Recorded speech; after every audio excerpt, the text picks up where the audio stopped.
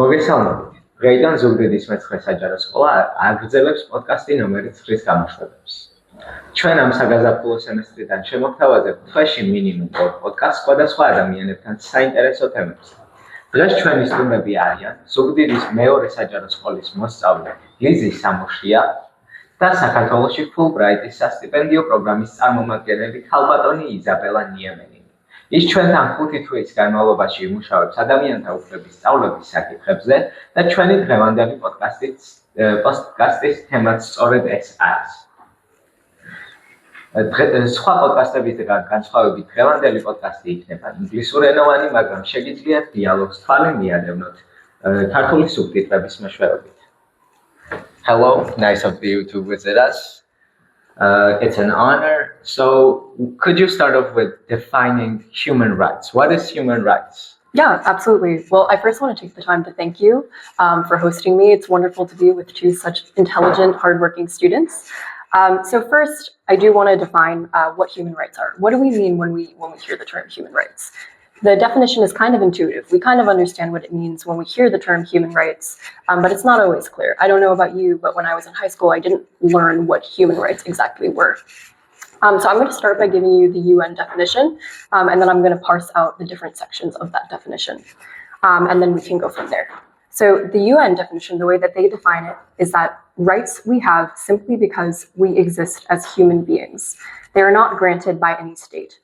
These universal rights are inherent to us all, regardless of our nationality, sex, national or ethnic origin, color, religion, language, or other status.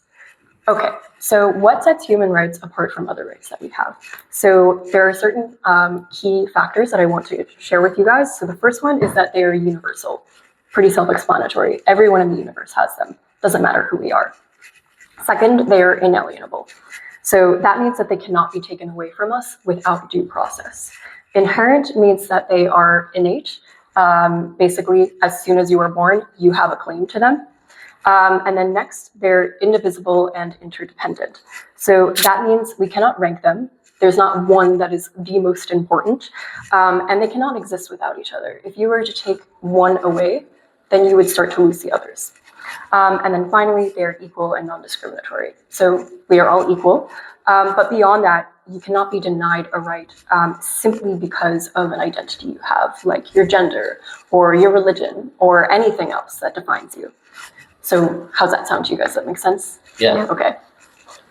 Now that we know what human rights mean, let's start off with a few questions that I have in mind.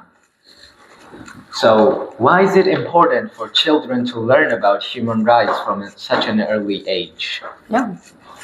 Yeah, I would like to talk about that. I think education is key, and it is really important for everyone who wants to achieve many things in life to be able to know their rights, their values, their worth in the society.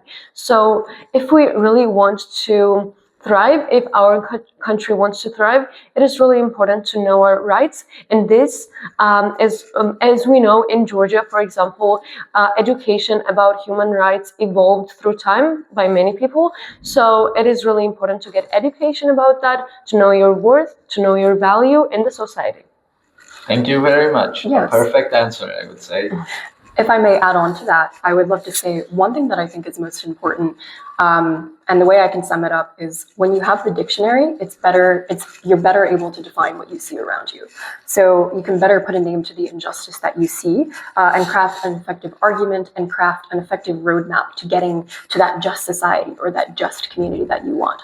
So I have kind of like a silly example. I'm not saying this is a human rights violation that I encountered, but this is just an example how when you know the rules, when you know the regulations, you can better, advocate for what you think should be the right course. So for example, when I was flying here to Georgia the first time, I flew on, actually I won't name the airline, but I flew here and I had a really heavy suitcase because I came here for, I'm here for a full year. Yeah. And my suitcase was about 28 kilos and they weighed it. And they said, oh, your bag is overweight. You're going to have to pay $60 US, which is, I don't want to pay $60 US. And I was about to pay it because, of course, I want to follow the rules. But then I realized that I looked I had looked at the regulations earlier that day, and I noticed that the weight limit was 30 kilos, and 28 is, of course, under 30 kilos. And so I kindly said to the staff member, actually, I'm not really sure. I don't think I have to pay this $60. And then we checked the rules together, and it turns out that I did not have to pay the money because my bag was not overweight. And so that's just kind of a silly, everyday example to show how when you know the rules, when you know the regulations, you're better able to point out when you see something that's kind of maybe not the right course of action. Yeah, people try to fool you sometimes. And if you know your values, if you know the regulations and laws, then no one can fool you. Yeah, it's important to have knowledge of that information. So let's move on to the next question. How does understanding human rights help young people become engaged and responsible citizens? Okay, so I'll start. I think that one thing that I've noticed among students, and I've felt this because I'm quite close in age to you guys. When I was younger, it was easy for me to look at large problems and think, there's not really much that I can do about that. That's something that the president or my senators or my mayor should be fixing, but not necessarily me. But one thing that I have noticed that has been really valuable in speaking to my students is that, they are starting to see, and they already did see before I spoke to them, that, stopping injustice or building a better world is an everyday practice. If you see injustice in front of you, or if you see something in front of you that you cannot stand by, it's your responsibility to say something. And I think learning about human rights and learning about justice in school can help you realize that you and everyone around you should play an active role in creating that community filled with respect and with justice. I see your point. That's what I think, actually. I think that rolling stone gathers no moss. And if we really want to educate ourselves, if we really want our country to improve and develop, I think it's really important to take on that responsibility on ourselves and think about that from our perspectives and not let this responsibility be others, because it depends on us, it depends on youth, it depends on adults. And if we try to take that responsibility from this age, I think our country will improve to a great extent in the future. Yeah, and and we were kind of talking about this earlier, but the young people of today are turning into tomorrow's leaders, right? And so if you, from the get-go, from the beginning of your education, understand that injustice should not, stand, or there are certain ways that your community should look like, you are going to bring that with you when you come into a leadership position, or whatever happens when you're older. You can raise children that understand that as well, and it can create a stronger culture in which everyone believes the same thing that you do, or believes in this kind of more this society that prioritizes human rights. Yeah. Well, we mentioned leaders at this moment, so it's very important. Young people have a lot of leaders in their life. So how would you think, how can young people hold their leaders accountable in a respectful and effective way? It's a good question. What do you think? I think that there are leaders in everywhere. I think that the skills and the aptitudes that children have, I think the leadership skills are in everyone's minds. I think everyone can be their own leaders. And I think if we really take that responsibility, and if we really try to improve our knowledge, if we really try to gain new skills, I think everybody could be a leader.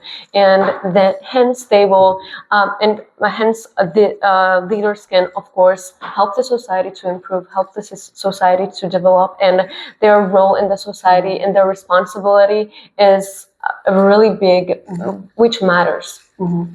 Well, one example that comes to mind that happened when I was in high school was Marjorie Stoneman Douglas. Mm-hmm. I had begun to talk about this in class last time, and I will continue to talk about it in class. But this was unfortunately a mass shooting that happened, I believe, in 2018, on February 14th, in Florida in the United States. And unfortunately, this is something that is quite common in the United States. And I don't even know how you would respond to a tragedy like that. But the students that were involved in this afterwards, they decided that they were not going to just let it stand. They were not going to just let this happen, but they were going to protest, and they were going to raise money, and they were going to hold their leaders accountable. And they made a 50-point basically plan, advocating for the laws that they wanted to see so that other kids around the country in the United States did not have to see this. And so I think, kind of having that grassroots bottom-up campaign as a young person is super important. It might, I think that there's real power in that, in holding your leaders accountable and connecting with people around your country or around your state or around your region that have been through similar things and realize that, this should not stand. Even though this is the norm, we can put a stop to this, and, trying to not only just advocate and protest, but speaking to leaders respectfully, holding valuable cards in when it comes to fundraising and proposing, real smart structured laws. I think that can be a great way to go about it. Yeah, I'd agree. Like, seeing injustice from day-to-day life also motivates young people. Well, it at least motivates me to see how everything's going throughout, how my leaders are doing, and one day I hope to be a leader in some sort of way to help my community. And holding leaders accountable on a smaller scale, I would add on that being engaged and asking questions are very important. Yeah. How do you think is the best way to go about asking those kinds of questions? Is there opportunity for that in your community? There are cases where there are no opportunities, sadly, but when there are, it's best to grasp them in your hand and ask those questions. Yeah. I think like that too. I think you should seize the opportunity because it cannot come to you by accident. I think you should reach and seek opportunities, and I think that's not good. I think that's not good that you have to seek and reach opportunities and it is not available all the time. However, if you really try hard, I think you can do that. Definitely. So let's move on to the next question. Since we're talking about young people and their positive side, let's talk about the negatives of it. What are the biggest misconceptions young people have about democracy and civic duties in general? Sorry.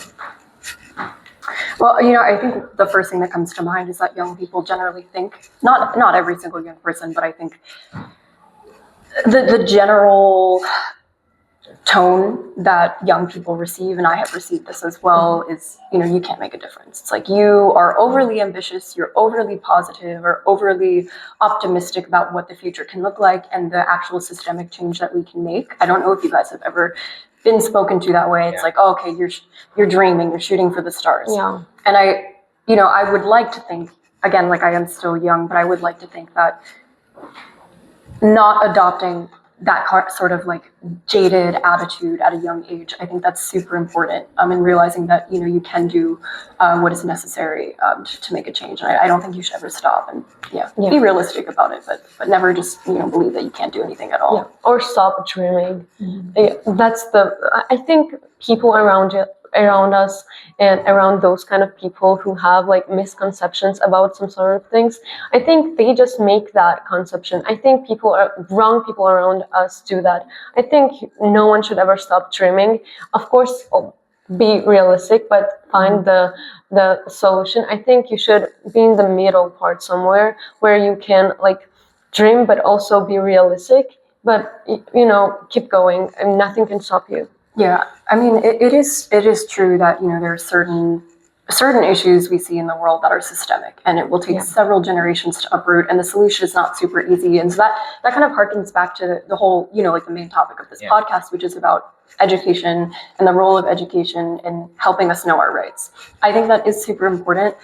However, it is very possible to have an educated citizenry, an active citizenry that is facing, some really major systemic problems. And so while I do think education is one tool we should have in our toolbox, there are many other tools that I think that we should have in our grasp, because sometimes there are some really systemic problems that will take generations to uproot, but that does not mean that we should just give up and not even try. It just might mean that it'll take a longer time. Yeah, where you said, I agree with it, because you can never dream too big, in my opinion. Obviously, you have to be realistic, but when you dream big, you're motivated, you're inspired when I reach that. And on that path, you create smaller goals to achieve, and finally you achieve that big goal altogether, and you get a new dream, which you strive towards. And it matters because I've been spoken to like, you're a kid, you're dreaming too big, you're doing too much, and I don't pay attention to it because I know where I'm gonna end up if I go on this path. So let's move on to the next question. So could you guys give us an example where human rights, knowledge about human rights and generally, knowledge about human rights impacted a community or a student or in a positive way? Yeah. Sorry for the stuttering. It's okay, it makes perfect sense. I think you had the perfect example where knowing your rights, knowing the laws and regulations were, like proved invaluable. I think if you really want to stretch your boundaries or, think outside of box, it is really important to know your worth and value. And I believe that there are like many situations in everyday life that people might try to fool you. I don't think specifically, but I believe that people like in our society in the past tried their hard to bring the human rights and laws and regulations to be protected, and the mindset for us to be human rights oriented. I think this kind of people helped us to think outside of box and also think about our laws and our human rights as the meaning, as the meaningful thing. So I believe that people, if they want to fool you, okay, that's no problem, but it's important what you know. If you trust in yourself, if you go somewhere, if you know regulations of that place, and I think if you know that, like by yourself, nothing can stop you to strike forwards because you know your thing. You are independent. Yeah, I can think of one example, from my life. This is, on a smaller scale, but there was this experience I had in university that really, I think it really embodied the idea of like mutual understanding and mutual respect, and that idea of universality that I think is really central to human rights. So, I'll go in more detail now, but basically it was about religion and intolerance of other religions. So my sophomore year, my second year of university, I was in this class called the Bible and the Quran. And so, I was raised Catholic and I went to a Catholic high school. And so I knew a lot about Catholicism, but I wanted to learn more about the other Abrahamic religions, Judaism and Islam. And so I took this university class about these other religions and comparing and contrasting some of the texts that we all share, So I guess I had said a lot about what I knew about Christianity in class, and one person comes up to me at the end of class and goes, are you Catholic? And I'm like, yes, I am.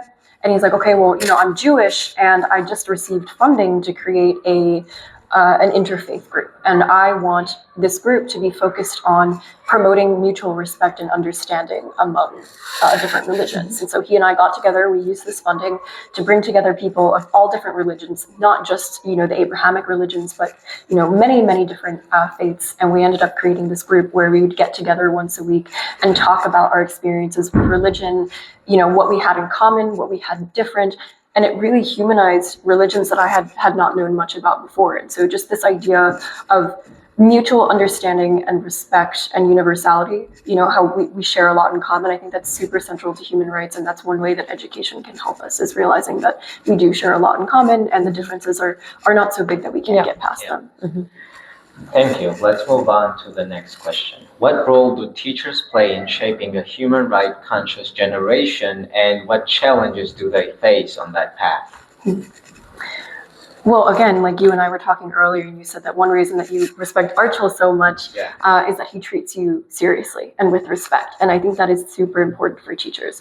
One thing that, I've tried to do as I've come here, this is my first time being in a full-time education role, is to treat my students with respect and recognize that they have things to teach me as well.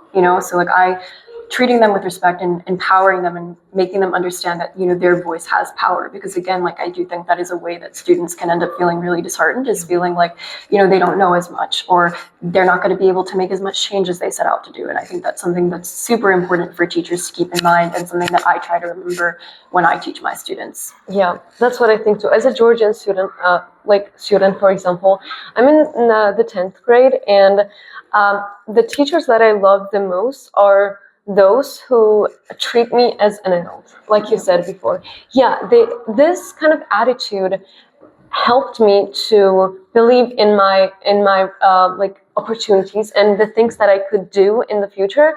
And when they treat you like an adult, when they treat you like seriously, and they respect you, your human rights, then there is a sense of independence in your heart, which really helps you to, seek success and seek every opportunity you might have, because teachers have the major impact on students that are at school. So I believe that their respectful and motivational manner could help every individual to be motivated, to be more inspired. And I think when you see every student might have at least one role model teacher in their hearts. So I believe that these kind of teachers are those who respect us and treat us seriously.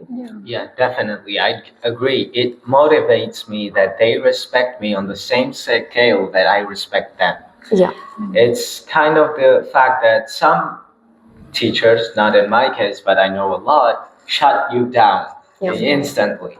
It's a matter of phrasing. Even if I'm wrong about something, yeah, sure, it's a nice idea, but so on and so on.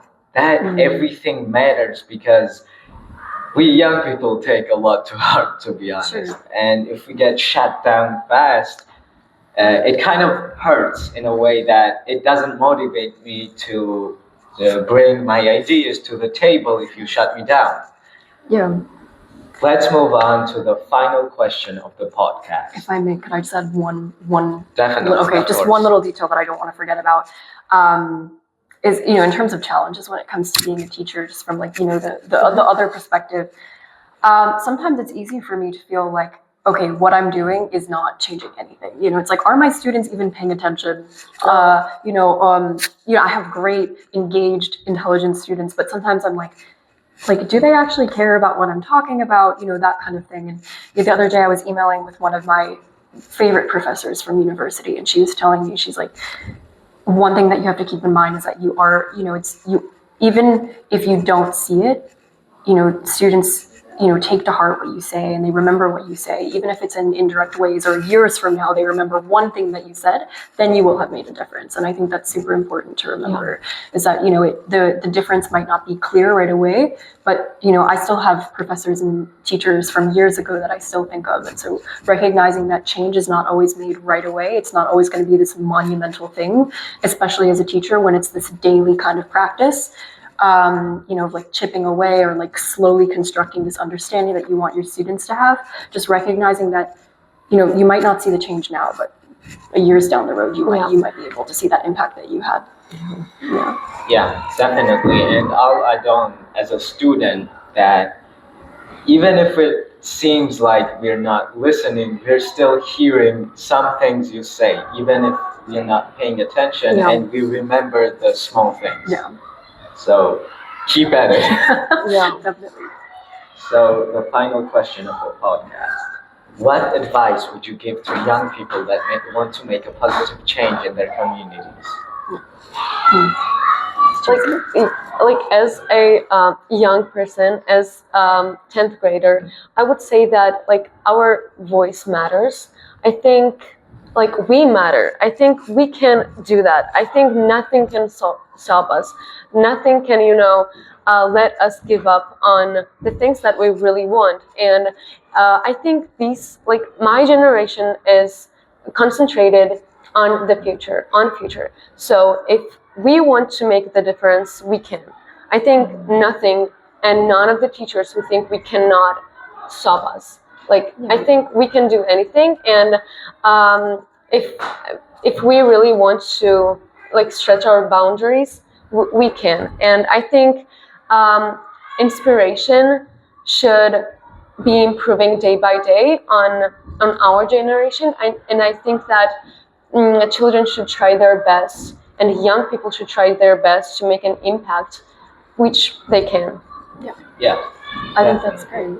One thing I will add on, sorry if I interrupted you, is that, you know, change happens slowly. That's one thing that I wish I had known when I was, you know, in high school. Like I had all these ideas of things that I wanted to do or changes that I wanted to make in my school or in my town, in my city. And I would feel disheartened if I wasn't able to do it all right away. Yeah. But, you know, one thing that, you know, as I've gotten older is, you know, I've realized that there are certain things that are, you know, systemic, that will take a longer time to uproot, and just being aware of it is already a great start. And you know, if just don't, basically the gist of that is just don't feel disheartened if you feel like there's so much in the world that you can't quite get to. You have a lot of life to live and you have a lot of time, and so slowly you will get there, and slowly you will be able to see over time the changes that you have made, and you'll slowly get to where you want to be. Yeah, that's definitely incredible advice, because change definitely doesn't happen fast in most cases. Yeah. I will add that high achievers go farther. So, like, without pain, like no pain, no gain, as they say. So I believe that it's just a matter of time. Yeah. Definitely.